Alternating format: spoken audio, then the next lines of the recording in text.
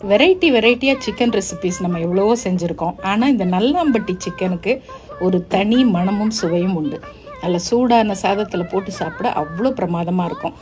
இதுக்கு முதல்ல ஒரு டேபிள் ஸ்பூன் முழு மல்லி, 1 டேபிள் ஸ்பூன் மிளகு, 1/2 டேபிள் ஸ்பூன் சோம்பு, 1/2 டேபிள் ஸ்பூன் சீரகம் நல்லா மணக்க வறுத்துக்குங்க. கொஞ்சமாக ஃப்ரெஷ்ஷான கருவேப்பிலை, 2 சின்ன துண்டு பட்டை, 2 கிராம்பு, ஒரே ஒரு ஏலக்காய்.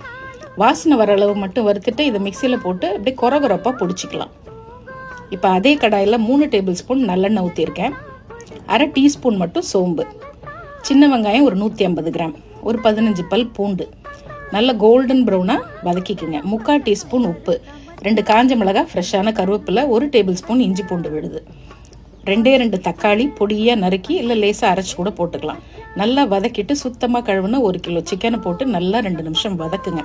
வதங்கி வந்தோன்னா 1/4 டீஸ்பூன் மஞ்சத்தூள், ஒரு 1/2 டேபிள் ஸ்பூன் அளவு நான் காரைக்குடி குழம்புத்தூள் போடுறேன். நீங்கள் வீட்டில் அரைச்சி வச்சுருக்க குழம்புத்தூள் கூட போட்டு நல்லா வதக்கி விட்டு மூடுங்க.